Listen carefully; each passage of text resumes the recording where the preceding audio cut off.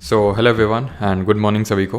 उम्मीद करता हूँ मेरी वॉइस प्रॉपर आ रही होगी सभी तक, एक बार कंफर्म कर देंगे। And before starting happy Durga Puja सभी को। आज से नवरात्रि शुरू है। कितने लोग पूजा करके हैं और कितने लोग व्रत हैं आज? ज़्यादातर लड़कियाँ तो होंगी, है ना। लड़कों ने तो हो सकता है नहाया भी ना हो अभी तक, लेकिन मैं उसमें से नहीं हूँ, ध्यान रखना। So hello everyone. ठीक है, सारी चीज़ें प्रॉपर हैं। हाँ, राम राम सभी को।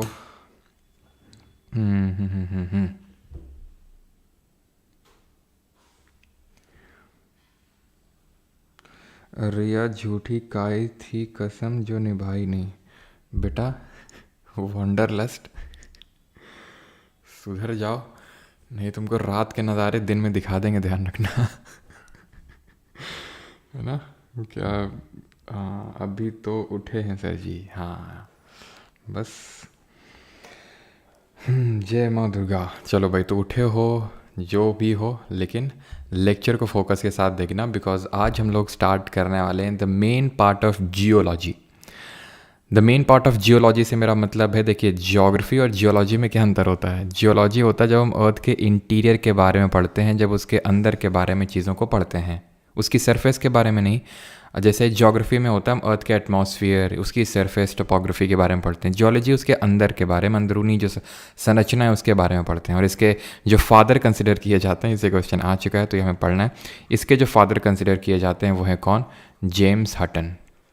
ठीक है, जेम्स हटन को इसका फादर कंसिडर किया जाता है। खैर, आज के इस लेक्चर में हम लोग करने वाले हैं अर्थ का इंटीरियर। पहले देखेंगे कि अर्थ का जो हमारा अंदर का संरचना है, यानी कि जो पृथ्वी है उसके अंदर कितनी लेयर्स हैं, क्या पाया जाता है, क्या नहीं पाया जाता है।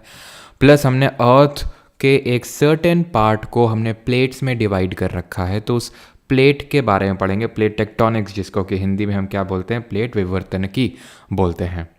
तो ये सारी चीज़ें आज के लेक्चर में देखने वाले, काफ़ी इंपॉर्टेंट रहने वाला है। आज आंसर किया आने वाला है किसको डर लग रहा है। सुशांत कुमार का ये सवाल है, बता देंगे भाई किसको डर लग रहा है, किसको नहीं लग रहा है, तब हम क्लास को शुरू करते हैं। पहले सुशांत जी के सवाल का, प्रश्न का उत्तर सभी लोग देंगे कि डर लग रहा है कि नहीं लग रहा है। आंसर किया जाने वाली है, जल्दी बताएं। चलिए, उम्मीद है आंसर सभी ने दे दिया होगा। स्टार्ट करते हैं। सबसे पहले, how we got to know about earth interior. हमें अर्थ के इंटीरियर के बारे में कैसे पता चला? क्योंकि अर्थ की रेडियस की अगर हम बात करें, जो हमने कल डिस्कस किया था, वो कितनी है? रफली हमने पढ़ा था 6370 किलोमीटर्स। इतने किलोमीटर्स है, इतने किलोमीटर्स है, समझ रहे हैं आप। और अगर हम डेप्थ की बात करें, जहाँ अभी तक ह्यूमंस जा पाए हैं, ठीक है, तो जो नॉर्मल हमारी माइंस वगैरह भी होती है ना, माइंस जो खदानें होती हैं, वो भी जैसे कि ज़्यादातर अगर हम देखें तो साउथ अफ्रीका में बहुत डीप डीप माइंस है, बहुत गहरी गहरी खदानें हैं। वो भी ज़्यादा 3 किलोमीटर, ज़्यादा से ज़्यादा 4 किलोमीटर, इससे ज़्यादा बियॉन्ड तो जा ही नहीं पाए हैं। तो फिर हमें इतना डेप्थ का पता कैसे चला? हजारों किलोमीटर, 6000 किलोमीटर अंदर तक का हमें कैसे पता चल गया? तो उसके कुछ प्रत्यक्ष स्रोत हैं, यानी डायरेक्ट सोर्सेज हैं, और कुछ इनडायरेक्ट सोर्स यानी अप्रत्यक्ष स्रोत हैं। डायरेक्ट सोर्सेज का मतलब है डायरेक्टली हमें पता चला वोल्केनोज से। वोल्केनो आप जानते हैं क्या होता है? वोल्केनो ये होता है जहाँ से अंदर से क्या निकलता है?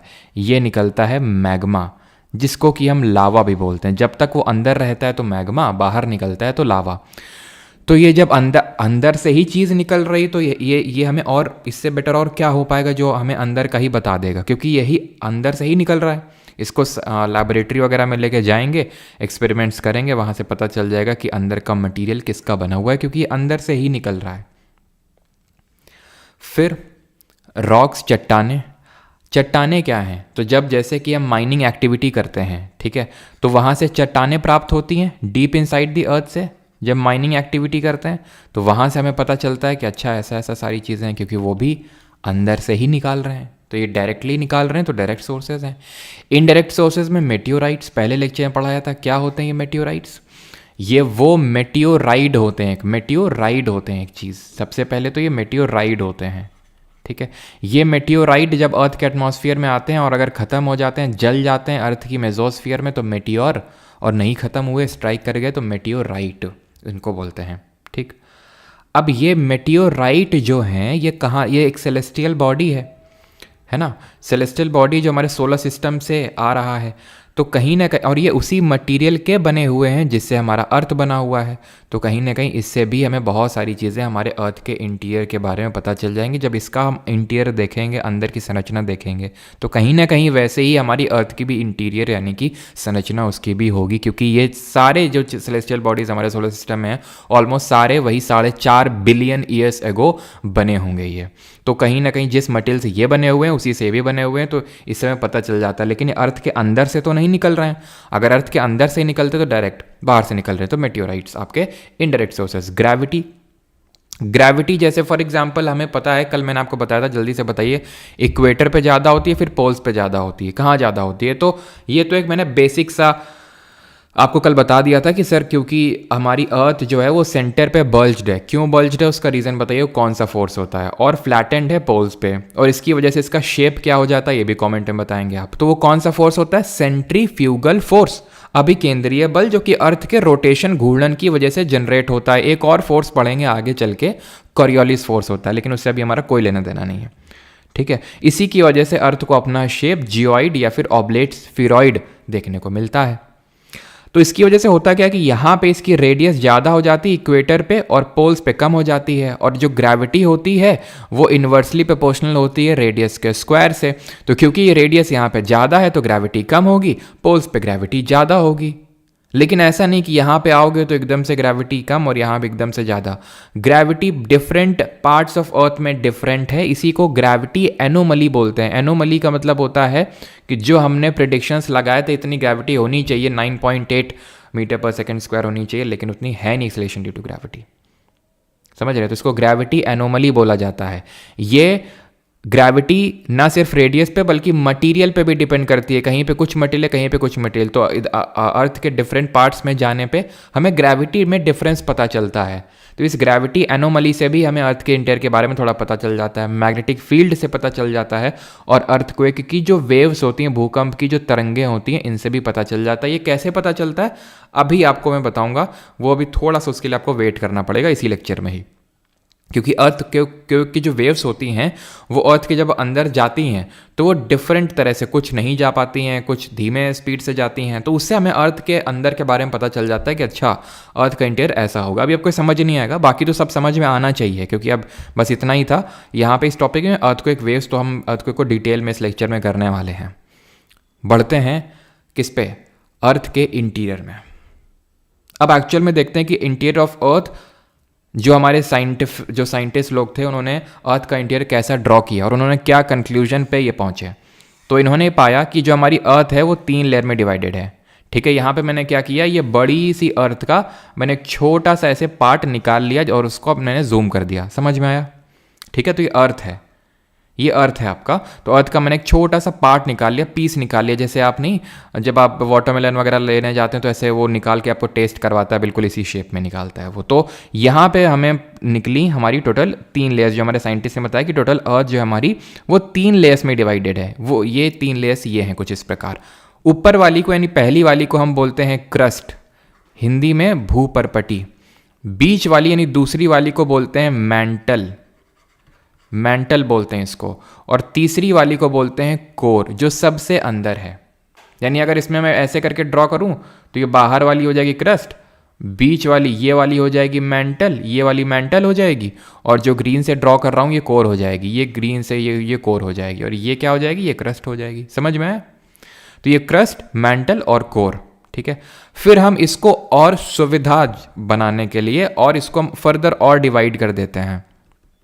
अब ऊपर वाली को बोल देते हैं आउटर क्रस्ट, ठीक है, इसको बोल देते हैं आउटर क्रस्ट, और इसको बोल देते हैं इनर क्रस्ट, ठीक। इसको बोल देते हैं ऊपर वाली को अपर मैंटल, इसको बोल देते हैं अपर मैंटल, और इसको बोल देते हैं लोअर मैंटल, ठीक है। और इसको भी फर्दर डिवाइड कर देते हैं, इसको बोल देते हैं आउटर कोर, और इसको बोल देते हैं इनर कोर, अंदर वाला कोर। इतनी चीज समझ में आती है आपको? अब एक चीज को नोटिस करिए, हम अभी करने वाले हैं कॉम्पोजिशन इसका क्या है, बाई मास और बाई वॉल्यूम। किसका? इन तीनों लेयर का कॉम्पोजिशन क्या है, संरचना क्या है, क्रस्ट की, मैंटल की और कोर की। बाई मास यानी द्रव्यमान के हिसाब से, और बाई वॉल्यूम यानी कि आयतन के हिसाब से। ठीक, तो सबसे पहले अगर आप ध्यान से देखें तो बड़ा ही आसान इस चीज़ को ऑब्जर्व करना, मैंने बहुत ही ढंग से इसको ड्रॉ किया है। वैसे तो मेरी ड्राइंग आपको पता है माशाल्लाह है, लेकिन इतनी सिंपल ड्राइंग तो मैं बना लेता हूँ, इतना भी वो नहीं है। तो क्रस्ट जो है पतला है, मैंने ड्रॉ किया है। मैंटल को बहुत मोटा, देखो कितना मोटा मैंने ड्रॉ किया मैंटल को, और कोर को मैंटल से कम और क्रस्ट से मोटा ड्रॉ किया है। तो बस बाई वॉल्यूम जो है वो क्रस्ट 1% है, मैंटल 84% है, एंड बच गया कोर 15% है। बाई मास अगर बात करें ये भी 1% या फिर लेस देन 1%, 1% मैक्सिमम केस में है, ठीक है, but less than, usually less than 1% होता है। ये 68% है। बच कितना गया कमेंट में जल्दी से बताएंगे, वो आपका कोर हो जाएगा। ये चीज़ समझ में आई आपको? तो कितना हो जाएगा, ये हो जाएगा आपका 69 हो गया, और आपका एक दैट मीन्स 31%। यहाँ तक किसी को कोई डाउट तो नहीं है?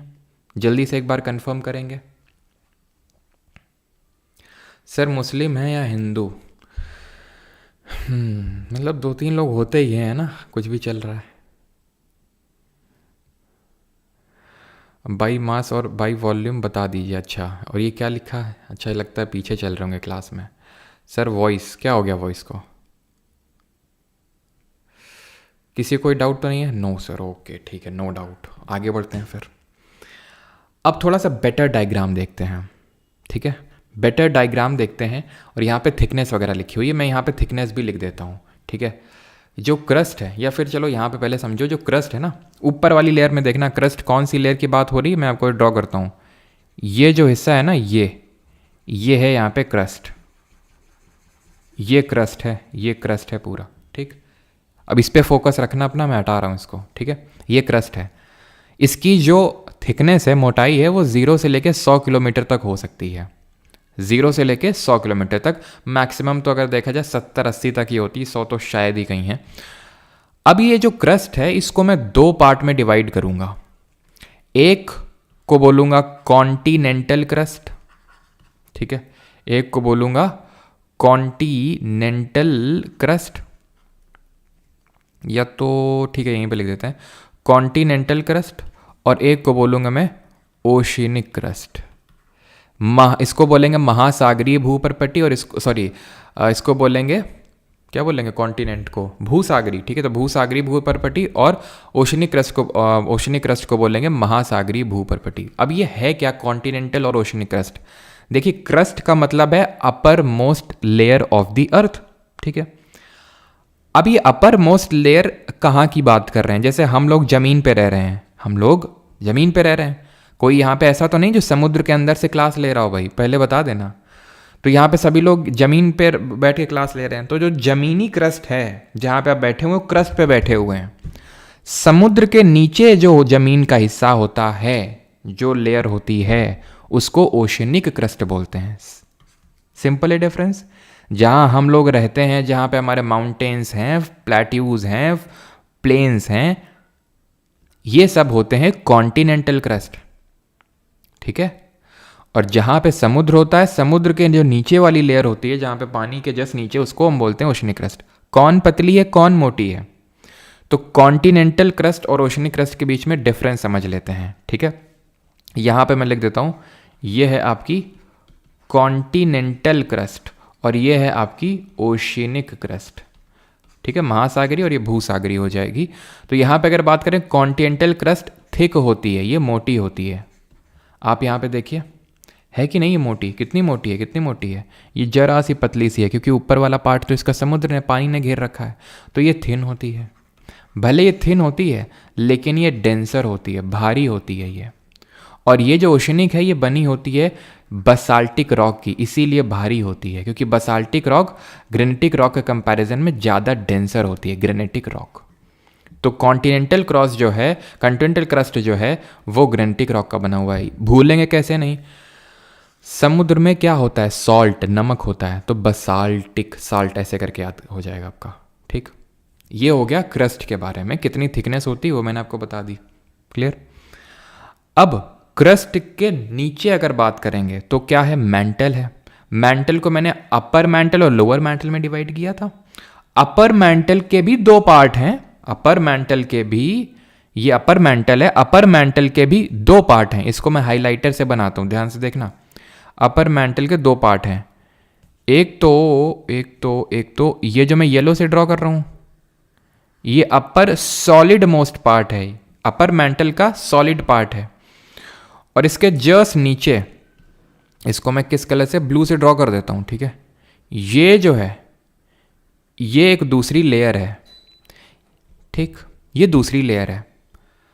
अब अगर मैं क्रस्ट को इस येलो वाली लेयर, जिसको अपर सॉलिड पार्ट ऑफ मैंटल बोलते हैं, इसको अगर मैं मिला दूं तो इसको बोलते हैं लिथोस्फियर।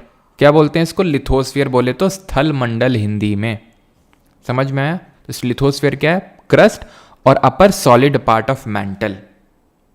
इसके जस्ट नीचे जो मैंने ब्लू से लेयर ड्रॉ करी थी, इसको बोलते हैं एस्थेनोस्फियर। एस्थेनोस का मतलब होता है वीक, इसका मतलब होता है वीक यानी कमजोर। एक्चुअल में अभी मैं आपको पढ़ाऊंगा प्लेट बाउंड्री, प्लेट क्या होती हैं। तो लिथोस्फियर क्या होती है? प्लेट ही होती हैं। अब भूल जाओ क्या प्लेट छोड़ो। एस्थेनोस्फियर समझ में आ गया इतना? एस्थेनोस का मतलब वीक होता है। क्या है ये एस्थेनोस्फियर? मैग्मा अभी दिखाया था आपको, मैग्मा, लावा, इतना तो सबने देखा होगा, पता होगा सभी को। तो एक्चुअल में जो मैग्मा होता है वो यहीं से निकलता है। It is a source of magma या फिर लावा। यहीं पे आपका वो मैग्मा या लावा भरा हुआ है और इसीलिए वीक है। मैग्मा लावा गाढ़ा गाढ़ा होता है और इतना गाढ़ा होता है कि एकदम फ्लूइड भी नहीं होता है और सॉलिड भी नहीं होता है, यानी कि ये सेमी मोल्टेन स्टेट में होता है ये। क्लियर? इतनी चीज एस्थेनोस्फियर भी। अब मेंटल में और कुछ नहीं है। मेंटल की थिकनेस कहाँ तक जाती है? 2900। अच्छा, इसकी थिकनेस क्या लिथोस्फियर की? तो इसकी थिकनेस ध्यान रखना अप टू 200 किलोमीटर। क्रस्ट की कितनी होती है? Up to 100 kilometre. ओशनिक की पतली होगी और कॉन्टिनेंटल की मोटी होगी। और सबसे मोटी अगर पूछ ले कहाँ देखने को मिलेगी, तो जो माउंटेन्स हैं, सबसे हाइट में कौन से माउंटेन हैं? सबसे हाइट में माउंटेन होते हैं माउंट एवरेस्ट।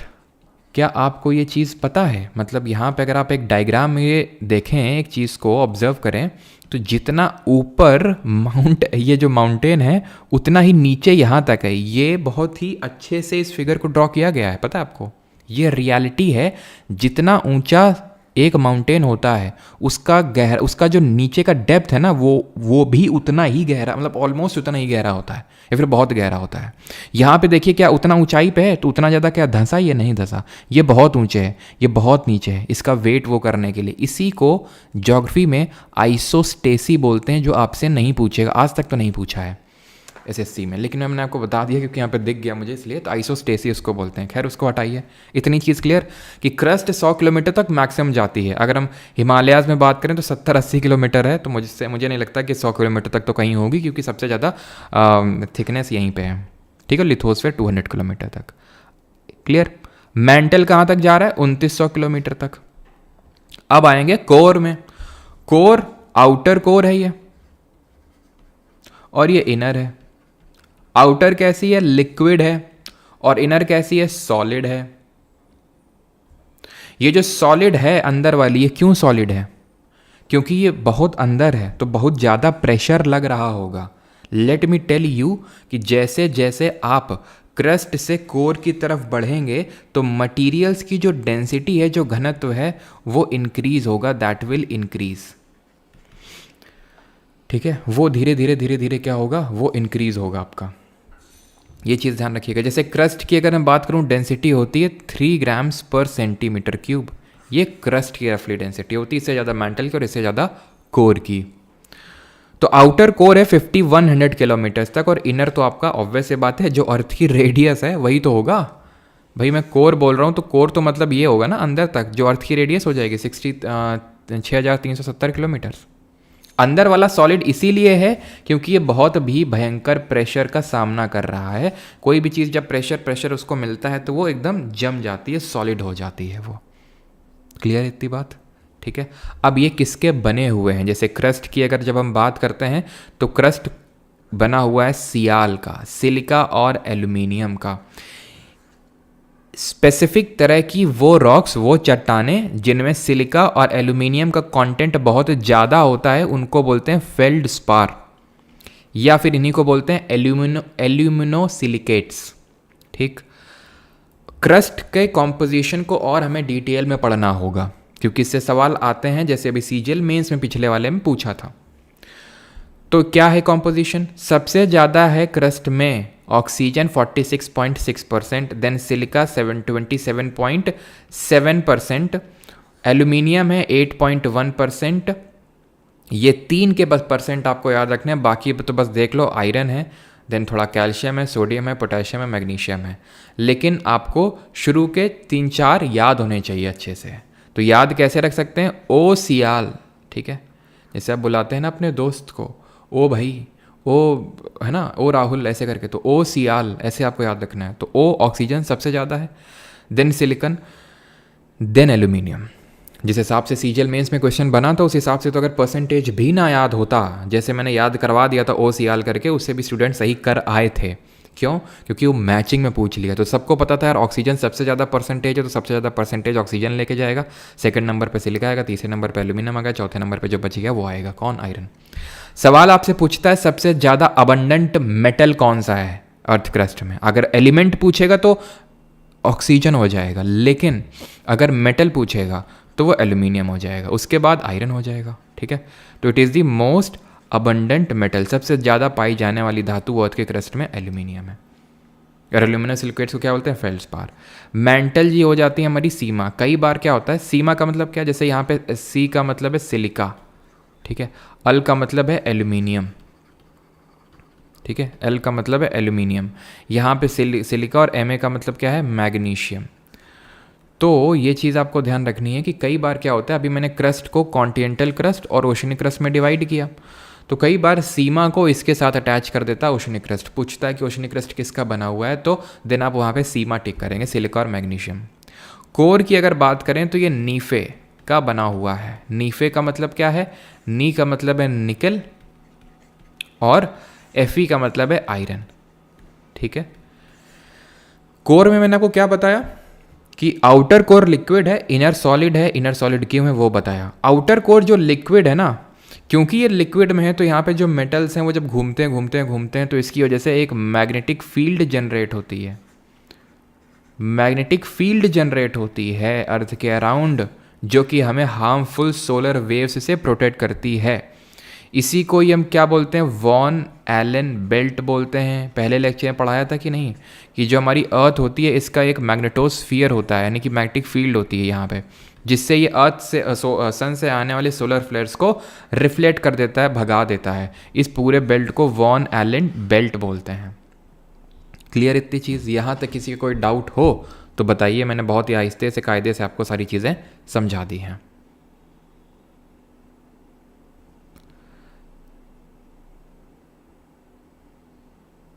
ठीक है, कॉम्पोजिशन ऑफ अर्थ का समझ गए। अब हम आएंगे डिसकॉन्टिन्यूटी यानी कि असंतता में। ठीक है, असंतता। अभी डिसकॉन्टिन्यूटी क्या है तो इसको हम फिर से ड्रॉ करते हैं। तो डिसकॉन्टिन्यूटी वो एक, नो सर क्लियर है, ठीक है सर, प्लीज़ नोट्स जल्दी प्रोवाइड करवा दो, फिर हम फिर से पीएच पढ़ के आएंगे और डाउट भी पूछ सकते हैं। अंशिका, अच्छा ठीक है, तो आपको जल्दी नोट्स मिल जाएंगे, बस क्योंकि नोट्स में क्या है ना कि थोड़ा सा कि कोई मिस्टेक तो नहीं है और क्या बेटर कर सकते हैं, फिर वो बुक्स प्रिंट होंगी तो मतलब टाइम लगेगा। मतलब टाइम मैं नहीं बोलूँ अब लगेगा, क्योंकि उस उतने टाइम से इसी पे काम चल रहा था। जल्दी आपको वही है कि विद इन अ वीक आपको अनाउंसमेंट मिल जाएगा। ठीक है, खैर, तो डिसकॉन्टिन्यूटी मतलब असंतता का मतलब ये होता है जहाँ से एक लेयर ख़त्म होती है और दूसरी शुरू होती है। तो पहली लेयर क्या थी? क्रस्ट थी। दूसरी क्या थी? मेंटल थी। और तीसरी क्या थी? कोर थी, है ना, यही तो थी। मेंटल को ज़्यादा मोटा ड्रॉ कर दिया क्या? चलो कोई नहीं, यहाँ पे ये कर लेते हैं कोर। ठीक है, ये कोर हो गई। अब हमने कौन कौन सी सर लेयर ड्रॉ करी थी? एक ये ड्रॉ करी थी, ये क्या है? ये वो लेयर है, ये ऊपर वाली है आउटर क्रस्ट, नीचे वाली इनर क्रस्ट। ये कौन सी लेयर है जो डिवाइड करती है मेंटल को अपर मेंटल और लोअर मेंटल में? ये कौन सी लेयर है जो इसको आउटर क्रस्ट और आउटर कोर और इनर कोर में डिवाइड करती है? इसको तो ये एक डिसकॉन्टिन्यूटी होगी, ये एक डिसकॉन्टिन्यूटी होगी, ये एक डिसकॉन्टिन्यूटी होगी, ये एक डिसकॉन्टिन्यूटी होगी और ये एक डिसकॉन्टिन्यूटी होगी। इसको हम याद रखेंगे, कोई मुझे रेड गुलाब ला दो, कोई मुझे रेड गुलाब ला दो। ये हो जाएगी कॉनराड डिसकॉन्टिन्यूटी, ये हो जाएगी मोहोस डिसकॉन्टिन्यूटी, ये हो जाएगी रेपेट्टी डिसकॉन्टिन्यूटी, ये हो जाएगी ग्यूटेनबर्ग डिसकॉन्टिन्यूटी, ये हो जाएगी लेहमैन्स डिसकॉन्टिन्यूटी। अब आपसे कुछ भी पूछ ले, आपको गुलाब दे देना है तुरंत, ठीक है। कोई मुझे रेड गुलाब ला दो, ये कौन सी डिसकॉन्टिन्यूटी किसको सेपरेट कर रही है? अपर क्रस्ट या फिर आउटर क्रस्ट को इनर क्रस्ट से। मोहोस किसको अलग कर रही है? सर ये तो पूरे क्रस्ट को पूरे मैंटल से अलग कर रही है, क्या अब ये बताने की जरूरत है? रेपेट्टी अपर मैंटल को लोअर मैंटल से डिवाइड कर रही है। ग्यूटेनबर्ग पूरे मैंटल को पूरे कोर से डिवाइड कर रही है। रेड वाली लाइन जो है ना, ये रेड वाली जो है, ये वाली रेड लाइन क्रस्ट को मैंटल से अलग कर रही है, ये वाली रेड लाइन मैंटल को कोर से अलग कर रही है, ठीक है। और ये जो है, ये आपस में जो क्रस्ट का डिवीजन है, हरी हरी जो डॉटेड लाइन है, ये इनका खुद का इंटरनल डिवीजन है, ठीक है। तो बस कोई मुझे रेड गुलाब ला दो याद रखना है। अब वो आपसे कुछ भी पूछ ले, मोहोस किसको अलग कर रहा है? क्रस्ट को मैंटल से, या फिर लोअर क्रस्ट को अपर मैंटल से। किसी को इसमें कोई डाउट नहीं होगा, कोई मुझे रेड गुलाब ला दो, ठीक है। यहाँ पे मैं लिख देता हूँ, वैसे नोट्स में आपको लिखा हुआ मिलेगा, कोई मुझे रेड गुलाब, ठीक है, ला दो। आगे बढ़ते हैं। अब हम पढ़ेंगे प्लेट टेक्टोनिक्स, प्लेट विवर्तन की नहीं, ठीक है। प्लेट टेक्टोनिक्स है क्या चीज़? उसके लिए हमें प्लेट समझना पहले पड़ेगा, प्लेट क्या होता है। तो ये जो लिथोस्फीयर और लिथोस्फीयर अभी मैं चिल्ला रहा था, जो 200 किलोमीटर की थिकनेस का होता है, जो पूरे क्रस्ट और अपर सॉलिड पार्ट ऑफ मेंटल का बना हुआ होता है, उसको बोलते हैं लिथोस्फीयर।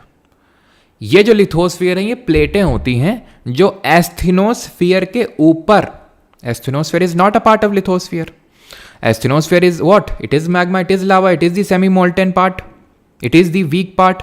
इसके ऊपर ही ये पूरा, ये क्या है? ये है लिथोस्फीयर। और लिथोस्फीयर ये इसके ऊपर स्लाइड करेगा, फिसलेगा, ये इसके ऊपर फिसलेगा। क्यों मूव करता है? सारी चीज़ें कल के लेक्चर में पढ़ेंगे, रॉक वगैरह में, ठीक है। अभी ये प्लेट बाउंड्रीज हैं हमारी, क्या है? ये प्लेट्स हैं। इन सारी प्लेट्स को जो यहाँ पर अपनी स्क्रीन पे देख पा रहे हैं, इनको हम दो पार्ट में डिवाइड करते हैं, मेजर और माइनर। कौन सा कलर यहाँ चलेगा? कोई कलर नहीं चल रहा है क्या?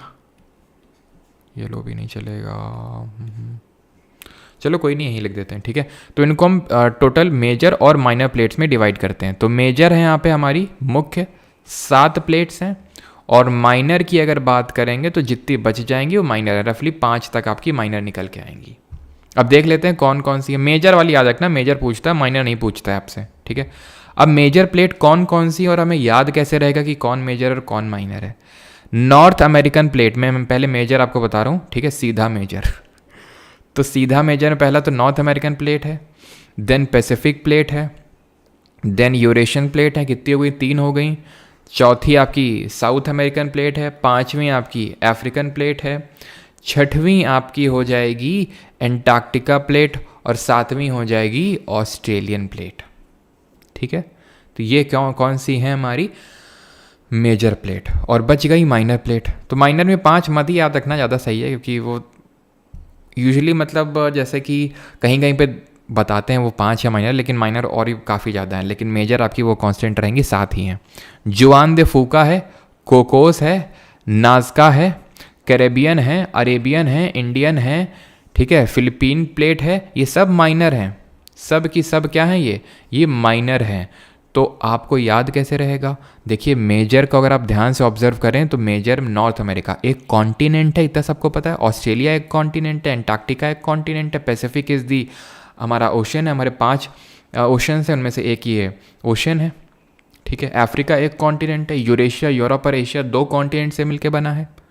तो ये जो भी कॉन्टिनेंट या फिर हमारे किसी महासागर के नाम पे होंगे, उनको हम बोलते हैं, उनको क्या बोलते हैं? उनको हम बोलते हैं मेजर प्लेट। और जो हमारी बच गई, जो भी बच गई, वो हमारी क्या होंगी? वो हमारी होंगी माइनर प्लेट्स, ठीक है। वो क्या होंगी हमारी, वो माइनर प्लेट हो जाएंगी। ठीक है, African, north America, south America, ये सब क्या है, कॉन्टिनेंट है, तो कॉन्टिनेंट के नाम पे हो गई। बाकी जुआन दे फुका, कोकोस, ये सब क्या है, माइनर है।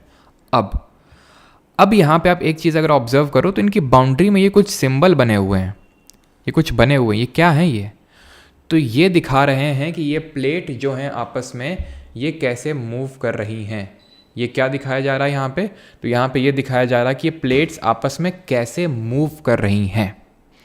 प्लेट्स आपस में 3 तरह से मूव कर सकती हैं।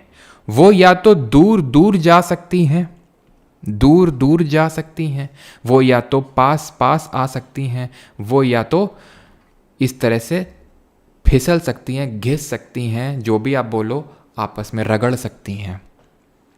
जो दूर दूर जाती हैं उसको हम बोलते हैं डाइवर्जेंट प्लेट बाउंड्री, बोले तो इसको हिंदी में बोलते हैं अपसारी।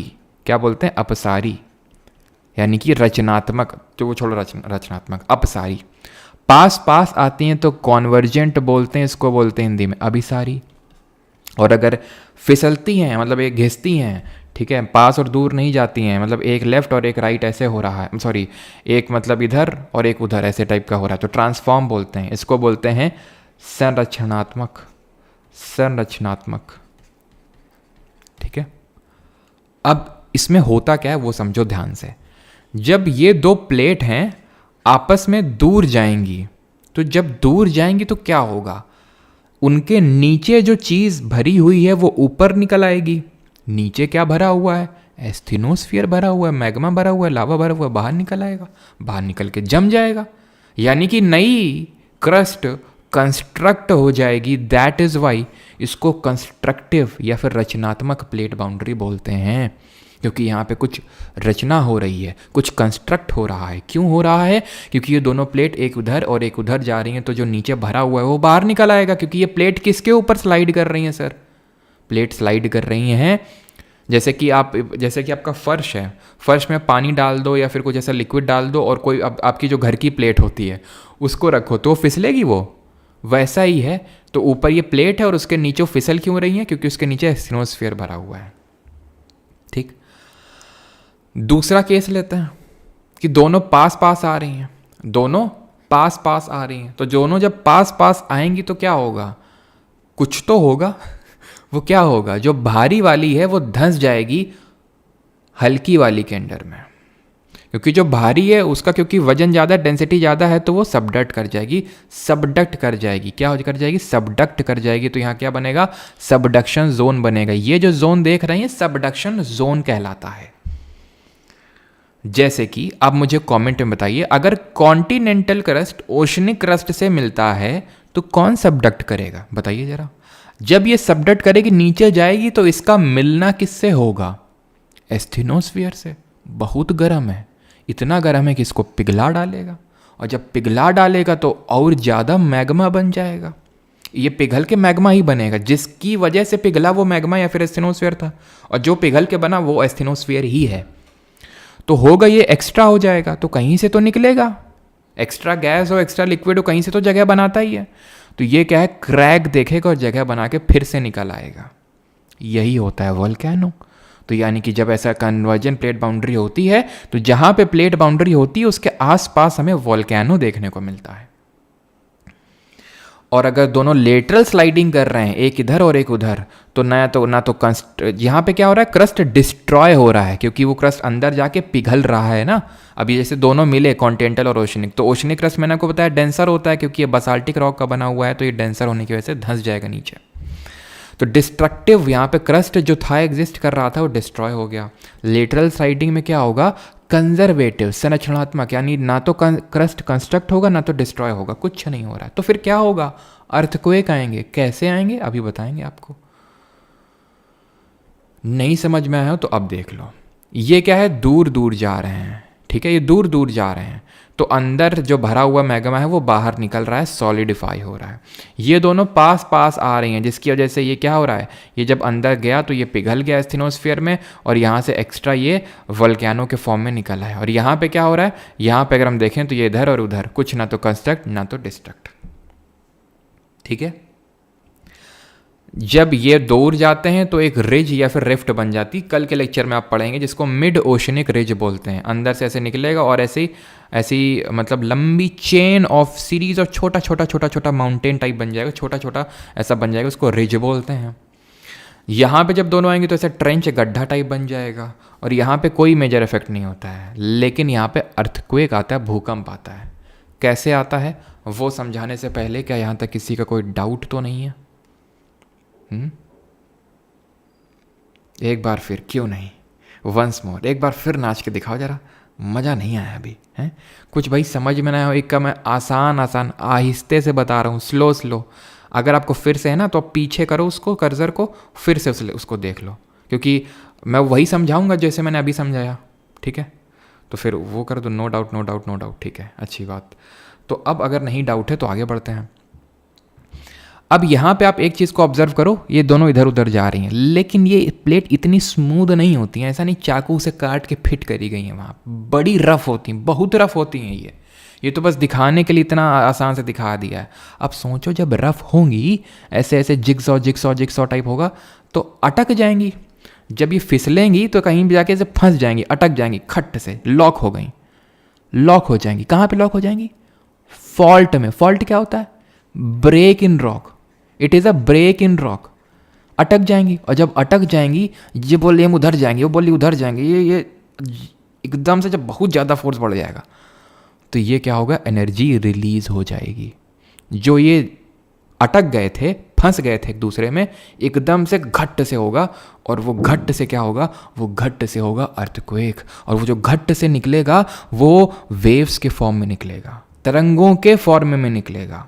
जहाँ घट्ट सा हुआ उसको बोलते हैं फोकस या फिर हाइपोसेंटर। जहाँ ये घट्ट सा हुआ, जहाँ ये लॉक हो गए थे, जहाँ से ये एनर्जी रिलीज हुई। तो अर्थक्वेक क्या है? अर्थक्वेक है सिंपल शेकिंग ऑफ अर्थ। अर्थ का शेक करना। अर्थ शेक करती है, और हम जो है अर्थ के ऊपर जो रह रहे हैं, अर्थ सरफेस में, डिस्ट्रक्शन ही डिस्ट्रक्शन हो जाता है। क्योंकि अर्थक्वेक में क्या हुआ? अर्थक्वेक में रिलीज ऑफ एनर्जी हुआ अलोंग द फॉल्ट लाइन, ठीक है? Along the fault line. Fault क्या मैंने बता दिया? A break in rock along the fault line in the form of waves, in the form of waves. समझ में आया? अब ये वेव्स ट्रैवल करना स्टार्ट करेंगी जहाँ पे सबसे पहले अर्थ की सरफेस में वो पहुँचेंगी, उस पॉइंट को बोलते हैं भूकंप का एपिसेंटर। वो पॉइंट फोकस या हाइपोसेंटर के एकदम ऊपर ही होता है।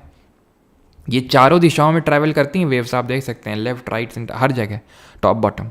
जहाँ सबसे पहले मिलेंगे उसको बोलते हैं एपिसेंटर ऑफ भूकंप, ठीक? Types of seismic waves. भूकंप की तरंगें कितने प्रकार की होती हैं? यहाँ पे आई लगा लीजिए, ठीक है? तो कितने तरह की होती हैं? तो जो सीस्मिक वेव्स हैं, ये जो वेव्स ट्रैवल करना शुरू करती हैं, ये दो तरह की होती हैं, बॉडी वेव्स, और दूसरी होती हैं सरफेस वेव्स। बॉडी वेव्स और सरफेस वेव्स। जब भूकंप की तरंगें निकलती हैं तो वो बॉडी वेव्स कहलाती हैं, जो दो तरह की होती हैं, पी और एस वेव्स। जब वो कोई यहाँ पे रॉक वगैरह होगी, सरफेस वगैरह से मिल जाएगी वो बॉडी वेव, तो वो अपना नेचर चेंज कर लेगी और वो बन जाएगी सरफेस वेव, जिसको एल वेव या लव वेव या फिर रैले वेव के नाम से भी जानते हैं, ठीक? अब हम पढ़ेंगे पी वेव, एस वेव, और इनमें क्या डिफरेंस होता है। तो जो पी वेव्स होती हैं, ये होती हैं लॉन्गिट्यूडनल नेचर की। जब मैं बोल रहा हूँ लॉन्गिट्यूडनल नेचर की, तो इसका मतलब क्या हुआ? अनुदैर्ध्य तरंगे हैं ये, हिंदी में अगर बोलें तो इसका मतलब ये हुआ कि दे वाइब्रेट, यहाँ पे लिख देता हूँ, दे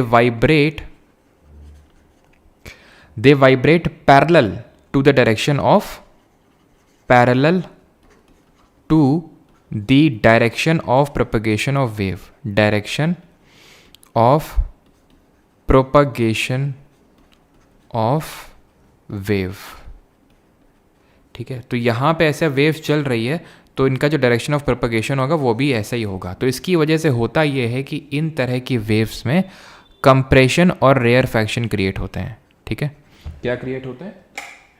कंप्रेशन और रेयरफैक्शन क्रिएट होते हैं, कंप्रेशन और रेयरफैक्शन, जिसकी वजह से जब ये ट्रैवल करती हैं पी वेव्स जहाँ पर भी, तो वहाँ पे चीज़ों की स्ट्रेचिंग करती हैं, खिंचाव। कंप्रेस का मतलब क्या होता है? दबा देना, तो उसको बोलते हैं स्क्वीजिंग। तो यहाँ पे उसी तरह से मैं लिख देता हूँ यहाँ पे, ठीक है, कि जहाँ कंप्रेशन और क्योंकि रेयरफैक्शन करती हैं तो ये स्क्वीज़ करेंगी चीज़ को, दबाएंगी अर्थ सरफेस को और स्ट्रेच करेंगी, खींचेंगी। ये काम होता है पी वेव्स का।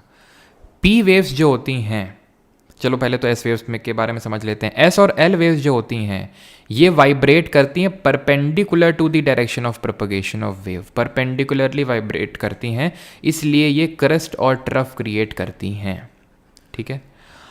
पी वेव्स सॉलिड, लिक्विड और गैस तीनों मीडियम से ट्रैवल करने में सक्षम है। सॉलिड में इनकी स्पीड सबसे ज़्यादा होती है, देन लिक्विड में और देन गैस में। ये क्या होती है? इनकी स्पीड का रेशियो है इन तीनों मीडियम में।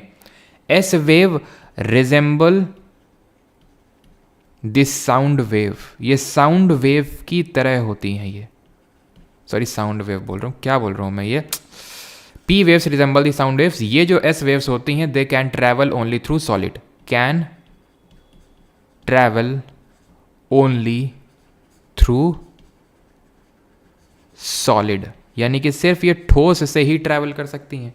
और ये एक बहुत ही इंपॉर्टेंट चीज़ है जो हमें ये पता लगाने में हेल्प करती है कि अर्थ का इंटीरियर कहाँ कहाँ सॉलिड है, कहाँ कहाँ नहीं है। खुद ही दिमाग लगाओ, इसको और गुजारेंगे एस वेव को, अगर मान लो ना ट्रैवल करी, इसका मतलब है कि वहाँ पे वो लिक्विड है, वो पार्ट लिक्विड है, क्योंकि सॉलिड में ही सिर्फ ट्रैवल कर सकती है इसलिए, और पी तो सारे में ट्रैवल कर सकती है। इसीलिए ध्यान रखना, it resembles sound wave. P wave जो है ये साउंड वेव की तरह होती है, जो तीनों मीडियम में ट्रैवल कर लेता है, और स्पीड का रेशियो ये होता है साउंड वेव का भी। ये जो सरफेस वेव होती है इट इज़ मोस्ट डिस्ट्रक्टिव। ये क्या है? It is most destructive. सबसे ज़्यादा जो डिस्ट्रक्शन कॉज करता है वो यही होता है। लेकिन सबसे पहले कौन पहुंचता है? तो ये पहुंचता है, फर्स्ट टू रीच। सबसे पहले चप्पल हाथ में लेके एकदम फंसा के, और सबसे भाग के तेज दौड़ती है और सबसे पहले पहुंचती है। इसी वजह से it is first to be recorded on seismograph, first to be recorded on seismograph. Seismograph क्या है सर? Recorded on seismograph. तो भूकंप की तरंगों को सीस्मिक वेव बोलते हैं, और उन भूकंप की तरंगों को रिकॉर्ड करने वाला जो इंस्ट्रूमेंट होता है वो सीस्मोग्राफ होता है, ठीक है। अब हैविंग कंसिडर्ड कि हम लोगों ने तीनों टाइप की वेव पढ़ ली हैं और आपको समझ में आ गया है, अब हम बढ़ते हैं कि शैडो जोन क्या होता है, छाया क्षेत्र क्या होता है। What is a shadow zone? देखिए, इसी से हमें पता चला सर अफ्रीका और इंडिया के आपस में मिलने की न्यूज़ ट्रू है, कौन सी प्लेट अफेक्ट करेगी? कल बताएंगे बेटा, ये जब अल्फ्रेड वेगनर की कॉन्टिनेंटल ड्रिफ्ट थ्योरी पढ़ाएंगे तब वहाँ पे पढ़ाएंगे जिग्सॉ फिट में ये चीज़ को। तो पी वेव और एस वेव का शैडो जोन। अब इसी से हमें पता चला कि अर्थ का इंटीरियर कैसे, जो मैंने आपको शुरू में नहीं बताया था कि मैं बाद में बताऊंगा इस चीज़ को। देखो, जब हमने पी वेव्स को गुजारा अर्थ से, तो हमें पता चला कि ये ट्रैवल कर रही हैं हर जगह, लेकिन वो 105 डिग्री से लेकर 145 डिग्री तक हमें देखने को नहीं मिल रही हैं। इसका मतलब वो छाया क्षेत्र है, उनका शैडो जोन है 105 से लेकर 145 तक। ऐसा क्यों हुआ? ऐसा इसलिए हुआ क्योंकि हमें पता है, ये तो हमें अब पता चल गया ना कि क्रस्ट क्या है, सॉलिड है, और आउटर कोर लिक्विड है। क्रस्ट और मेंटल सॉलिड हैं और कोर लिक्विड है, आउटर कोर वाला। तो ये जब पी वेव्स को गुजारा तो बड़ी तेजी की स्पीड से गुजरी, जा रही थी, कोई दिक्कत नहीं। जब ये आउटर कोर को हिट करी तो यहाँ पे लिक्विड आ गया, इसकी स्पीड क्या हो गई? धीमी हो गई, इसकी स्पीड धीमी हो गई, जिसकी वजह से यहाँ नहीं मिला। एस वेव को जब गुजारा तो जब आउटर कोर में यहाँ पे आया ना एस वेव, तो क्योंकि वो धीमा तो कुछ है ही नहीं, एस वेव जो है वो सिर्फ सॉलिड से ही ट्रैवल कर सकता है, तो लिक्विड आते ही वो वहाँ पे पहुँचेगा ही नहीं, इसलिए इसका छाया क्षेत्र बहुत बड़ा होता है, 105 डिग्री से लेकर 105 डिग्री तक, इसका 105 से लेकर सिर्फ 145 तक। इसका जो शैडो जोन होता है वो 40% होता है ऑफ अर्थ सरफेस। अभी समझ में आया कि साइंटिस्ट को कैसे पता चला होगा कि इतना अंदर लिक्विड कैसे है, ठीक है। तो ये इसको बोलते हैं अर्थक्वेक को मेजर कैसे करते हैं। मेजरमेंट ऑफ अर्थक्वेक के लिए हमारी 2 स्केल होती हैं। पहली बात तो अगर हम वेव्स की बात करें, अर्थक्वेक की जो वेव्स होती हैं, जो भूकंप की तरंगें होती हैं, उसको तो हम सीस्मोग्राफ से रिकॉर्ड कर लेते हैं। लेकिन जब हम बात करते हैं मैग्नीट्यूड की, तो मैग्नीट्यूड को हम मेजर करते हैं रिक्टर स्केल से। जैसे आप सुनते होंगे कि रिक्टर पैमाने में 6 तीव्रता का भूकंप आया, 5 तीव्रता का भूकंप आया, तो वो मैग्नीट्यूड, भूकंप का मैग्नीट्यूड मापते हैं। और मर्कैली स्केल से मापते हैं इंटेंसिटी को। याद कैसे रखेंगे कि m से मैग्नीट्यूड और m से मर्कैली नहीं है, ठीक है, ऐसे याद रखेंगे इसको। और रिक्टर स्केल की लिमिट कितनी होती है? It is a limitless scale. Limitless, तो सर हमने तो 0 से 10 तक पढ़ा था कभी। 0 से 10 तक हम इसलिए बोल देते हैं क्योंकि 10 से ज़्यादा तीव्रता का भूकंप आज तक हमें देखने को नहीं मिला, इसलिए हम बोल देते हैं कि 10 तक है, लेकिन it is a limitless scale. Mercalli scale की अगर बात करेंगे तो ये 1 से लेकर 12 तक इसका वैल्यू जाता है। ये क्लियर हो गया।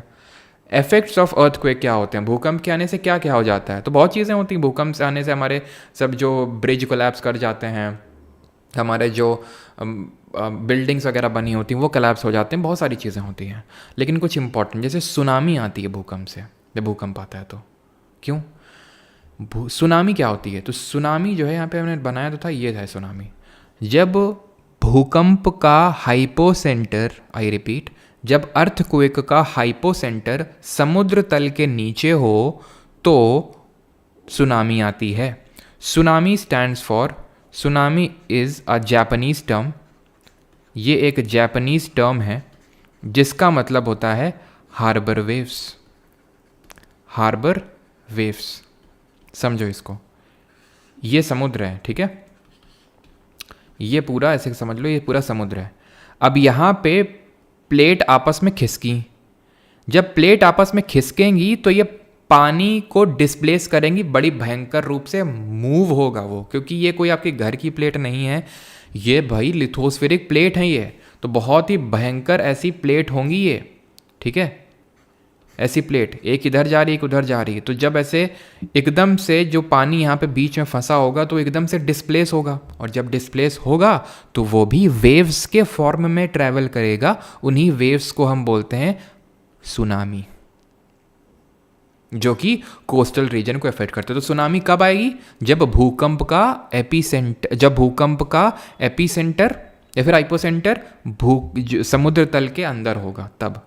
सॉइल लिक्विफैक्शन का मतलब ये होता है भूकंप के आने की वजह से अगर सॉइल जो है वीक पड़ जाए उसको सॉइल लिक्विफैक्शन बोलते हैं।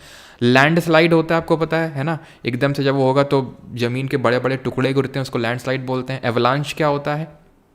जो आपका बड़े बड़े जो ग्लेशियर्स होते हैं या फिर जो हमारा आइस स्नो होता है, तो स्नो बॉल्स जब आती हैं, ठीक है, ऊपर से गिरती हुई माउंटेन से या फिर ग्लेशियर्स ऊपर से जब गिरते हैं, बर्फ़ के पहाड़ आप बोल सकते हो, ठीक है। जैसे लैंडस्लाइड होती है तो लैंडस्लाइड में क्या, ज़मीन का एक टुकड़ा गिरता है, यहाँ पे ग्लेशियर का एक टुकड़ा गिरता है एवलांच में, बाढ़ आ जाती है, फायर, आग लग जाती है इन केसेस में, अर्थक्वेक के केस में। अर्थक्वेक में क्या बोला जाता है हमें कि जैसे आप बैठे हुए हैं, मान लो अभी जैसे मैं क्लास ले रहा हूँ, एकदम से अर्थक्वेक आ जाए तो मुझे क्या करना चाहिए? तुरंत मुझे अपनी टेबल के अंदर तुरंत चले जाना चाहिए।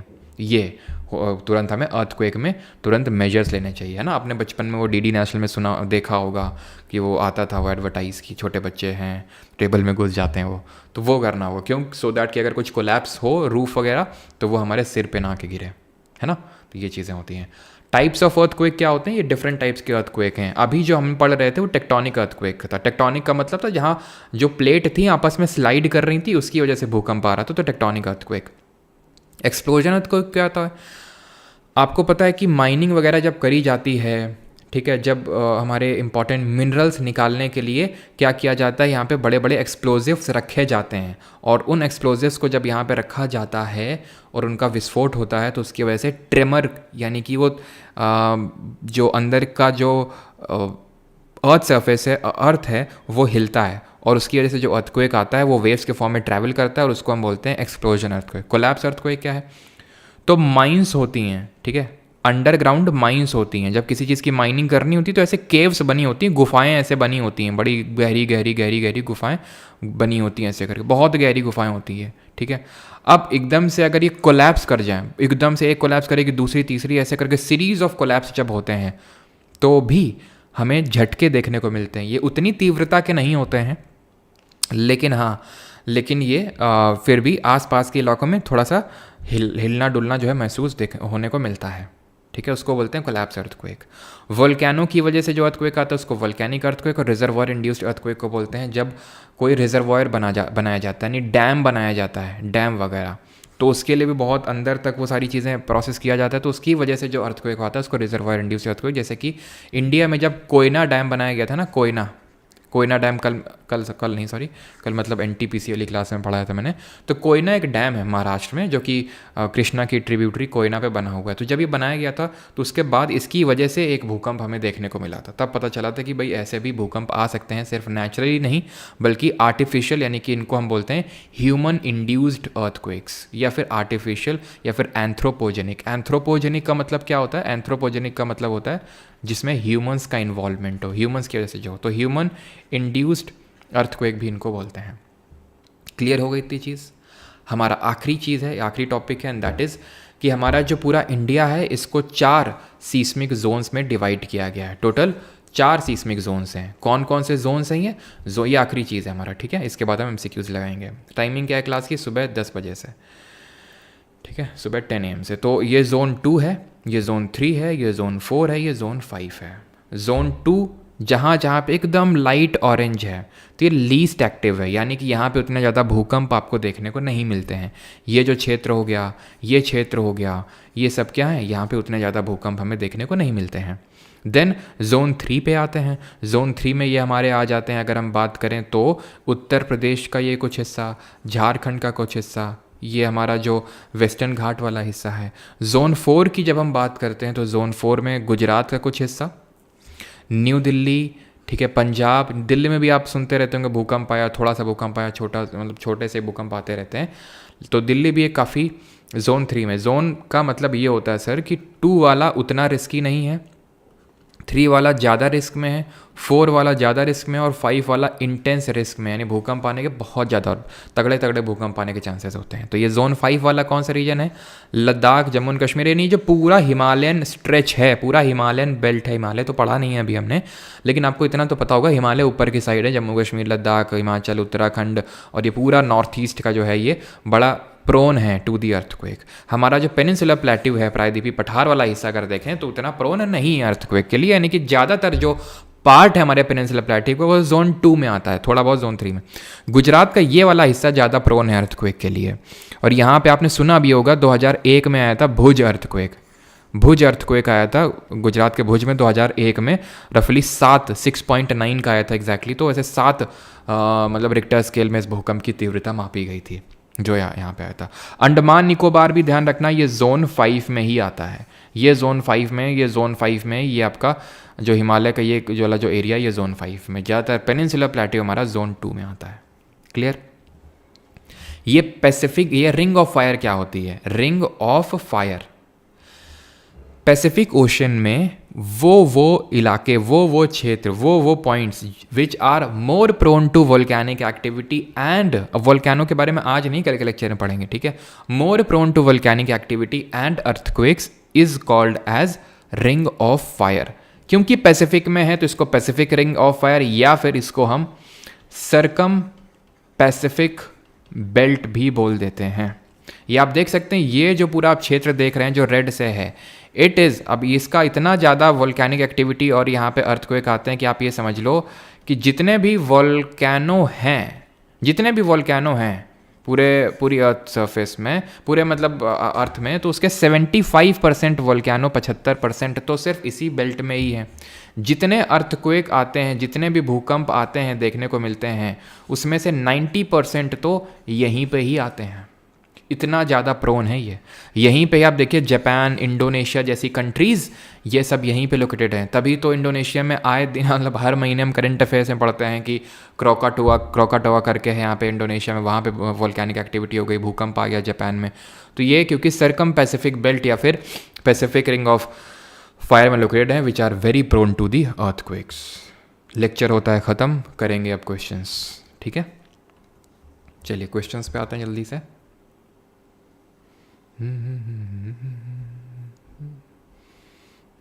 चलिए पहला क्वेश्चन करिए। Which of the following is the scientific discipline concerned with the description and classification of earth का टोपोग्राफिक फीचर्स? बताइए जल्दी से। सर पी वेव्स वापस please Niku Sharma, P waves वापस से। चलो तब तक आप ये क्वेश्चन करेंगे और ये दूसरा वाला क्वेश्चन करेंगे जल्दी से, ठीक है? जल्दी से इन 2 क्वेश्चन से करें, तब तक पी वेव्स हम इनको समझा देते हैं। P wave P wave P wave P wave P wave, चलो समझा देते हैं यहाँ पे। तो देखो सीस्मिक वेव 2 तरह की होती हैं, बॉडी सरफेस, ठीक? बॉडी 2 तरह की होती हैं, पी और एस। पी जो वेव्स होती हैं वो ऐसे चलती हैं, ऐसे,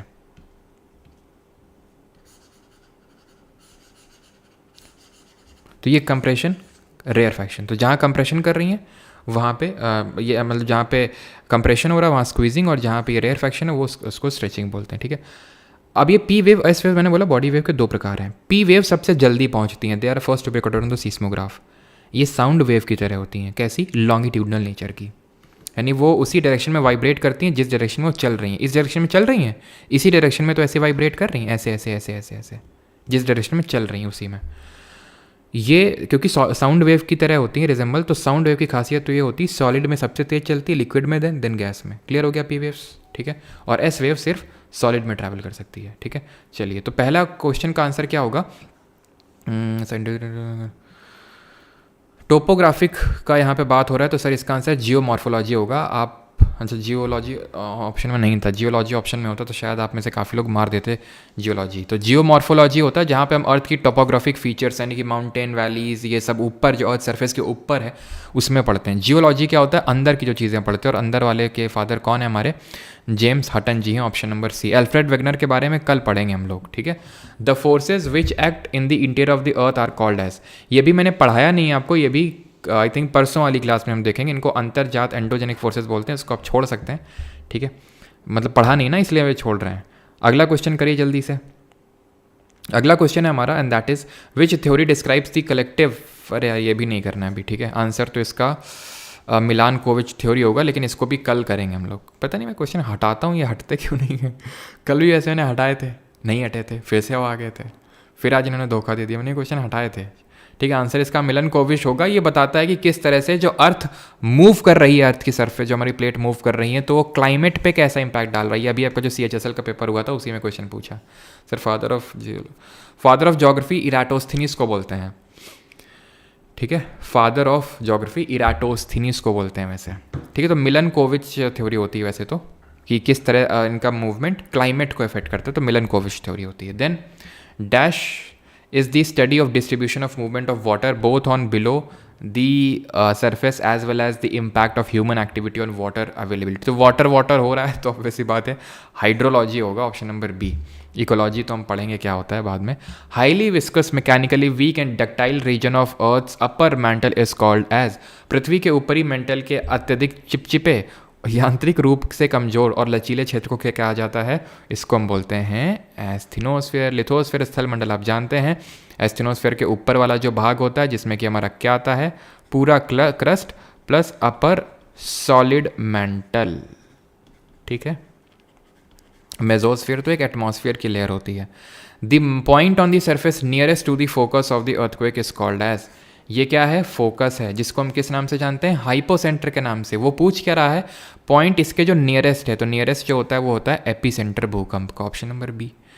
dash is responsible for earth की मैग्नेटिक फील्ड, तो जो अर्थ को अपनी मैग्नेटिक फील्ड मिलती है वो कहाँ से मिलती है? तो हमने देखा था यार कि ये होती है आपकी आउटर कोर और ये इनर कोर। आउटर कोर जो होती है वो लिक्विड होती है, तो यहीं से जब घूमता है ये अर्थ रोटेशन करता है तो उसकी वजह से मैग्नेटिक फील्ड जनरेट हो जाती है, तो ऑप्शन नंबर सी, ठीक है? मंजरी अवस्थी, ये वीडियो आप कितनी देर बाद हटा देते हैं यूट्यूब से प्लीज़ बताओ। ये वीडियो 15 से 20 मिनट बाद, ठीक है? Earth core is mainly made up of, पृथ्वी का कोर मुख्य रूप से किसका बना होता है? निकल कॉपर, निकल एल्यूमिना, निकल आयरन या फिर निकल एंड एल्यूमिना। तो अर्थ का कोर बना होता है नीफे, फे क्या होता है? आयरन, ठीक है? आयरन का सिंबल Fe होता है, तो नीफे। और सियाल क्या होता है? सियाल होता है आपका सिलिका और एल्यूमिनियम जिससे क्रस्ट बना हुआ है, यानी कि अर्थ की क्रस्ट। सीमा क्या होता है? सिलिका और मैग्नीशियम होता है जिससे कि हमारा क्या बना हुआ है? मैंटल बना हुआ है, ठीक है? अगला क्वेश्चन है, which outside layer of the earth is less dense thick and andesitic to granite composition? ये क्या है? कम डेंस है, थिक है और ग्रेनाइट की बनी हुई है। अब इससे ज़्यादा हिंट वो क्या ही दे सकता है आपको? Continental crust. ओशनिक क्रस्ट कैसी होती है? ये पतली होती है यानी थिन होती है, ज़्यादा भारी होती है तभी दोनों अगर मिल जाएं तो ओशनिक वाली सबडक्ट कर जाती है। तो सबडक्शन जोन कहाँ बन रहा था? कॉन्वर्जेंट प्लेट बाउंड्री में, है ना। और जो हमारी ट्रांसफॉर्म प्लेट बाउंड्री है उसमें तो कुछ क्रिएट और डिस्ट्रॉय ही नहीं हो रहा है। और ग्रेनाइट का, और ये किसका बना हुआ है ओशनिक क्रस्ट? ये बसाल्टिक रॉक का बना हुआ है। अगला है 11th, the crust is the earth's outermost layer that is less than -% of earth by mass with oceanic crust and continental crust often consisting of more felsic rock. Earth crust is outer most layer. तो crust की जब हमने बात की थी, चाहे by volume बात करें चाहे बाई मास बात करें, इट वॉज 1% और लेस दैन 1%। याद कर लें, वॉल्यूम से 1%, 84% एंड 15%, ये बाई वॉल्यूम। बाई मास 1% और slightly less than that 68% and remaining is what 31%। तो ये हो जाएगा, ये है हमारा बाई वॉल्यूम, ये हम लोगों ने पढ़ा था। और ये क्या पढ़ा था? बाई मास, साउथ की फिल्म वाला mass. What is the name of the 7th most abundant metal in the earth's crust which is derived from the medieval Latin word calcium? अर्थ के क्रस्ट का कॉम्पोजिशन पढ़ा था, क्या पढ़ा था? OCl, यही पढ़ा था ना। कितना होता है? Oxygen, silica, aluminium, OCl। Then इसके बाद आयरन होता है। तो ये कौन से नंबर का है? ये पहला, दूसरा, तीसरा, चौथा, ये है हमारा किसकी बात हो रहा है? 7th most abundant metal. तो 7th मोस्ट अबंडेंट है पोटेशियम। होता है कैल्शियम मैग्नीशियम भी है, लेकिन 7th मोस्ट अबंडेंट कैलियम से निकला है ये। ऑक्सीजन कितना होता है? 46.6% होता है ये। सर 2024 सीजल में क्वेश्चन नहीं आए हैं क्या? सुधांशु बिल्कुल आए हैं, लेकिन अभी आंसर की नहीं आई है।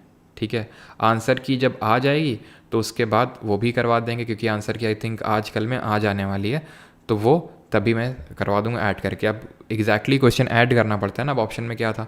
तो रुक जाओ, सीजल के भी बस आने वाली है, तो बस 3-4 लेक्चर मैनेज कर लो, बाकी तो फिर सब मिल ही जाने वाला है। ठीक है, सिलिका 27% होता है, एल्यूमिनियम की अगर बात करें 8% होता है रफली, और आयरन कितना होता है? रफली 5.5% होता है। देन इसके बाद कैल्शियम आता है, देन इसके बाद सोडियम आता है। इस तरह से आगे बढ़ते हैं। Highly viscous mechanically weak ductile region, तो हम कर चुके हैं, एस्थिनोस्फीयर होता है। लिथोस्फीयर की मोटाई कितनी होती है, कितना मोटा होता है स्थलमंडल? तो क्रस्ट तो हमारा 100 किलोमीटर तक जाता है, ऐसे लिथोस्फीयर 200 किलोमीटर तक जाता है।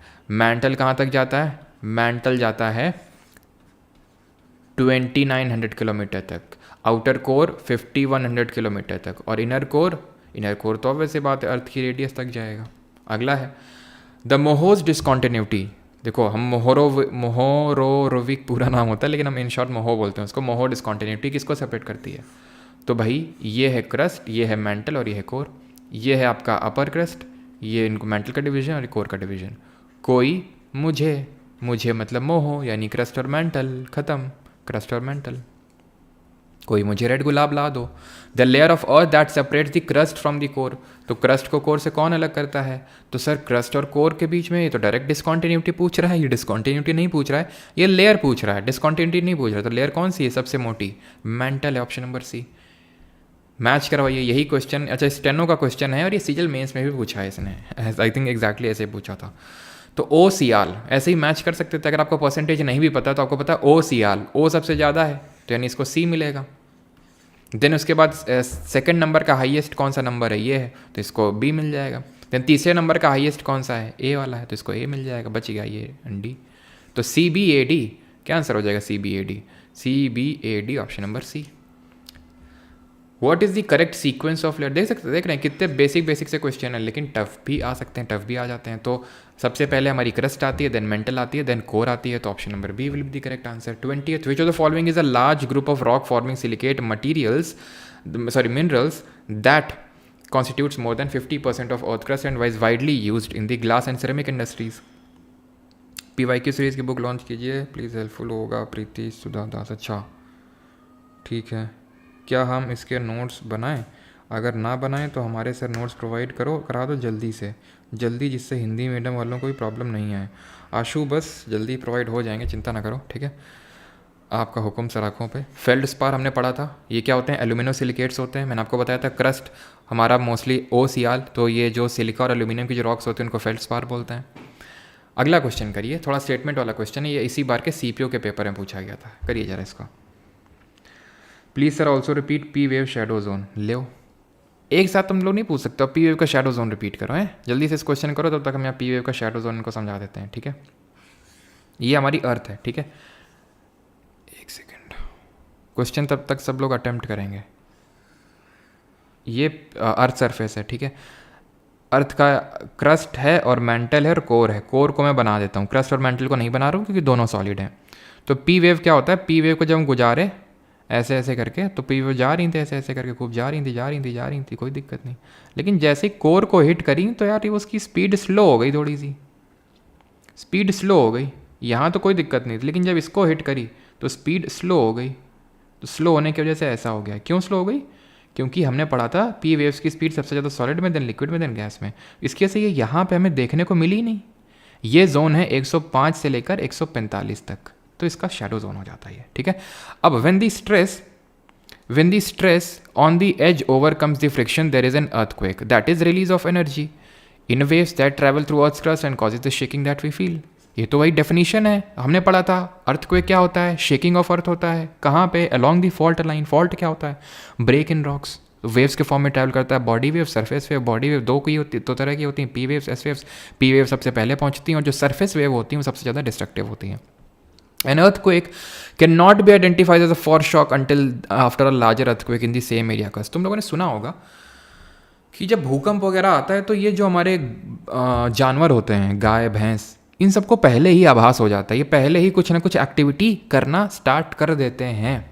इसको बोलते हैं फॉरशॉक। और वो हमें कब पता चलता है? जब अर्थक्वेक आ जाता है, जब हम हिल जाते हैं तब हम देखते हैं कि अच्छा तभी ये मूव किया, तो देखो सीसीटीवी में पहले ही एक्टिविटी करने लगा था ये गाय।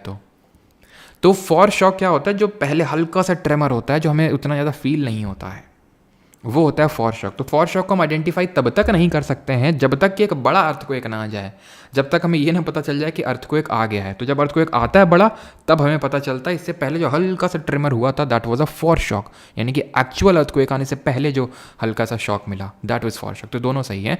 That means both statement 1 and 2 are correct.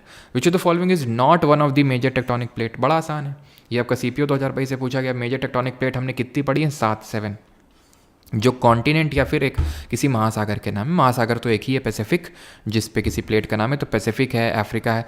Nazca, जुआन दे फूका, कोकोस, फिलिपीन, इंडिया, ये जो प्लेटें हैं, अरेबियन, ये सब छोटी छोटी प्लेटें हैं, माइनर है। प्लेट मूवमेंट कितनी तरह का होता है? 3, 2, 5 या फिर 6? बेसिक सा क्वेश्चन है, हमने पढ़ा है। 3 तरह का होता है। कौन कौन सा? कॉन्वर्जेंट यानी दोनों पास पास आती हैं, डाइवर्जेंट यानी दोनों दूर दूर जाती हैं, और ट्रांसफॉर्म यानी कि लेटरल स्लाइडिंग होती है। किस केस में क्रस्ट ना तो क्रिएट होता ना तो डिस्ट्रॉय होता, जरा बताइए। कॉन्वर्जेंट में दोनों पास आ रही हैं, एक धंस जाएगी, सबडक्शन जोन हो जाएगा, क्रस्ट ये डिस्ट्रॉय हो जाएगा क्योंकि मैग्मा की वजह से पिघल जाएगा। ये दोनों दूर जा रही हैं जिसकी वजह से अंदर भरा हुआ मैग्मा बाहर निकलेगा और यहाँ जम जाएगा, नया क्रस्ट कंस्ट्रक्ट हो जाएगा, तो इसको कंस्ट्रक्टिव प्लेट बाउंड्री बोलते हैं। ट्रांसफॉर्म में दोनों एक दूसरे को स्लाइड कर रही हैं, तो ना तो कंस्ट्रक्ट ना तो destruct, neither constructive not destructive. India is divided into how many earthquake zones? India को हमने कितने सिस्मिक जोन में डिवाइड किया है? तो इंडिया को हमने जोन 2, जोन 3, जोन 4 और जोन 5 में डिवाइड किया है। जिसमें जोन 5 में हमारे कौन कौन से जोन आते हैं जरा बताइए। जोन 2 में क्या क्या आते हैं? तो 4 जोन में हमने डिवाइड किया है इसको। जोन 5 में जिसमें कि हमारा नॉर्थ ईस्टर्न पार्ट पूरा होता है, और जो हमारा हिमालयन वाला हिस्सा है, वैसे नॉर्थ ईस्ट भी हिमालय वाला ही है, जिसमें कि हिमाचल, उत्तराखंड, जम्मू कश्मीर ये आते हैं। जोन 4 में जब हम बात करें तो इसमें हमारे दिल्ली वगैरह इलाके आ जाते हैं, दिल्ली के। जोन 3 और जोन 5 में गुजरात का भी एक इलाका आता है जहाँ भुज वगैरह है ना, वेस्टर्न गुजरात। और जोन 3 की अगर हम बात करें तो जैसे वेस्टर्न घाट वगैरह थोड़े से इलाके आ जाते हैं। और जोन 2 में मेजर पार्ट जो हमारा पेनिनसुलर प्लेट्यू का, यूपी का जो ज़्यादातर हिस्सा है फर्टाइल प्लेन वाला, वहाँ पे, ठीक है। तो ये आप देख सकते हैं। तो ये आपका जोन 2 है, पूरा यूपी और एमपी वाला पार्ट, ये यूपी वाला और एमपी वाला पार्ट, राजस्थान वाला।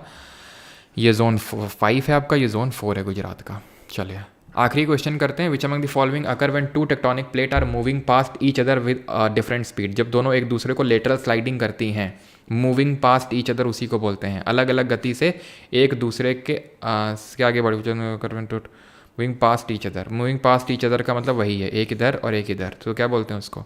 अर्थक्वेक। ड्रॉट, सूखा नहीं पड़ जाएगा प्लेट के इधर उधर आने से, हरिकेन नहीं आ जाएगा, और ये इस तरह से बर्फीला तूफान नहीं आ जाएगा।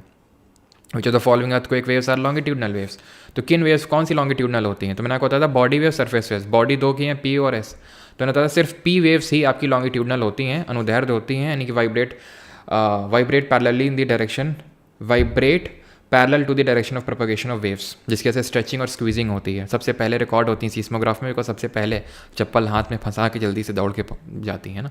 कौन कौन है, सही सही बताना, झूठ मत बोलना, कौन कौन है, लड़कों की बात कर रहा हूँ, चप्पल हाथ में फंसा के दौड़े हो तुम छोटे में, जल्दी से बताना सही में, और झूठ बोले तो ध्यान रखना फिर। Which of the following earthquake waves are surface waves, तो निम्नलिखित में से कौन सी भूकंप की तरंगें सतही तरंगें होती हैं? सरफेस वेव्स होती हैं। तो सरफेस वेव्स हमारी होती हैं एल वेव्स, इनको लव वेव्स बोलते हैं, या फिर इनको एम वेव तो हमने पढ़ा ही नहीं है, एम वेव तो हमने पढ़ा ही नहीं, तो रैले वेव्स हो जाएंगी। ठीक है, ऐप पर लाइव क्लास नहीं आ रहे हैं आज ही, ऐप पर लाइव आज शाम को होगा। आप लोगों के काफ़ी डाउट्स हैं तो वो मैं क्लियर कर दूंगा, डाउट्स जैसे कि सर कहाँ से क्या चीज़ करनी है, क्या नहीं करना है, मतलब कुछ पढ़ाऊँगा नहीं, ये मत तो डरना जो बाकी लोग नहीं हैं बैच में कि मैं कुछ नया पढ़ाऊँगा, नया नहीं पढ़ाऊँगा वहाँ पे, मतलब इन लोगों के कुछ जैसे बैच वालों के डाउट्स हैं कि ये वो हमने बैच परचेज़ किया, तो ये सारे डाउट्स के लिए शाम को शायद आपकी क्लास होगी, टाइमिंग मैं आपको बता दूंगा। ठीक है, ये क्वेश्चन करिए, which of the following is considered as a small earthquake in underground cave, तो भाई केव में आ जाता है, केव माइंस वगैरह जब ढह जाती हैं तो उसको क्या बोलते हैं? कोलैप्स अर्थक्वेक, सिंपल, ये भी क्वेश्चन आ चुका है। हाँ, मूवमेंट ऑफ फॉल्ट लाइंस क्या बोलते हैं? Movement of fault line, movement along जब फॉल्ट लाइन होता है तो वो आता है आपका क्या? बाढ़, बारिश, अर्थक्वेक आता है ना। अब ये लास्ट क्वेश्चन है आपके लिए, the equipment use to record the intensity of earthquake, intensity को हम रिकॉर्ड करते हैं मरकैली से, मैग्नीट्यूड को नहीं करते हैं, मैग्नीट्यूड को रिक्टर स्केल से करते हैं, लेकिन क्योंकि मरकैली है नहीं तो सबसे जो ठीक ठाक ऑप्शन है वो सीस्मोग्राफ है। वैसे सीस्मोग्राफ से हम वो करते हैं क्या? सीस्मोग्राफ से करते हैं। What is the price of, वो बुक जब आएगी तो बताएंगे आपको। ठीक है,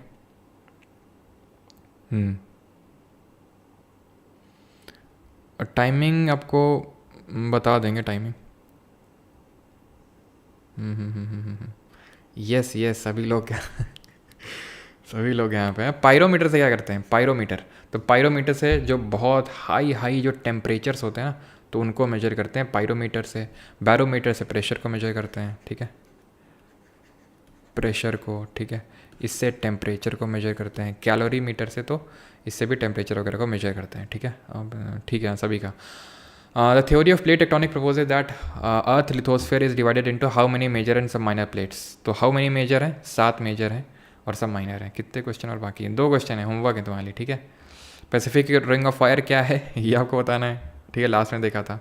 if an earthquake happens at the sea floor and one tectonic plate dips under the another, this will most probably lead to a natural disaster known as what? Tornado, tsunami, cyclone. यानी कि अगर भूकंप समुद्र के अंदर आ जाए तो उसको क्या बोलेंगे? तो ये 2 क्वेश्चन आपके लिए बेसिक से। ठीक है, थैंक यू सभी को। आज का लेक्चर अब खत्म होता है। आज का लेक्चर छोटा था कल ये कंपैरिजन में, तो वही है कि कभी बड़ा होगा कभी छोटा होगा। अब मेन बात ये होती है कि अगर मुझे लगता है कि जैसे कुछ इससे जुड़ा टॉपिक है जो आप आज ही समझ लेंगे तो ज़्यादा अच्छा रहेगा, बजाय कि कल के लिए उसको हम टालें, तो बड़ा हो जाता है। पढ़ना आपको ही है, थोड़ा सा एक्स्ट्रा पुश करके आज पढ़ लो या फिर कल पढ़ लो। ठीक है, तो ये सारी चीज़ें हैं। बाकी जिनको बैच वगैरह लेना है तो परमार एकेडमी एप्लीकेशन पर जाके बैच ले सकते हैं। बाकी प्राइस जो है मैंने आपको बताया था, ये ऑफ़र प्राइस था। ठीक है, मैंने कूपन वूपन कुछ नहीं दिया था। मैंने बोला था कि पिछले वाला बैच जो था उसमें प्राइस था 1200 था। ठीक है, जो अभी 1000 है 1 ईयर के लिए 1200 था। मैंने इसको डिक्रीज़ कर दिया, और यहाँ तक कि इस बार तो आपको बैच के अंदर ही कंप्यूटर भी मिल रहा है। पिछली बार तो कंप्यूटर भी नहीं था। ठीक है, और ये मैंने प्राइस कम किया था। मैंने बताया था कूपन नहीं दूंगा कि मैं 1200 प्राइस रख के कूपन दे दूँ उसको 1000 करने के लिए। मैं सबके लिए, क्योंकि होता ही है कि कुछ लोग कूपन यूज़ कर लेते हैं, कुछ नहीं कर पाते हैं, तो फिर उनको रिग्रेट होता है, हमें तो कूपन पता ही नहीं था। तो इसलिए फिर मैंने प्राइस को कम ही रखा था। लेकिन अब ये कुछ दिनों में हो सकता है अभी जो है बढ़ जाएगा। ठीक है, और लाइफ टाइम के लिए ये है। अब पिछला वाला जो 1 साल के लिए वैलिडिटी वाला प्राइस था, इस बार लाइफ टाइम के लिए है। और कंप्यूटर की क्लासेस तो है ही है। बाकी ये व्हाट्सएप नंबर है, ऐसे मेरा नंबर नहीं है। ठीक है, ये मेरा नंबर नहीं है तो ऐसे मत मैसेज करना, ये क्वेरी नंबर है। और बाकी इस चीज़ का ध्यान रखना कि इसमें से नॉर्मल हाय हेलो मैसेज मत करना। पहले तो एक वीडियो देख लेना, जो लिंक डिस्क्रिप्शन में उस वीडियो का दिया हुआ है, उसमें सारे आपके डाउट हो जाएंगे। मतलब वो व्हाट्सएप आप करोगे तो डाउट आपका रिजॉल्व नहीं होगा, लेकिन अगर आप जो लिंक दिया हुआ है वीडियो के डिस्क्रिप्शन में, उसमें अगर आप क्लिक करोगे, उससे आपके सारा कुछ डाउट क्लियर हो जाएंगे। आई थिंक अभी नहीं है क्या? आई थिंक नहीं है लिंक डिस्क्रिप्शन में। ठीक है, एक सेकेंड।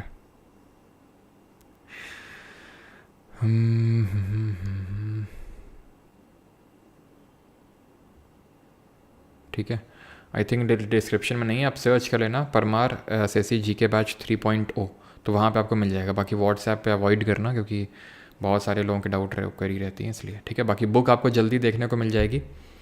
खुद से नोट्स बनाना ठीक रहेगा भाई, उसमें कोई दिक्कत नहीं है। आप देखो, अगर आप अभी तो टाइम ज़्यादा लगेगा, लेकिन बाद में टाइम बचता है।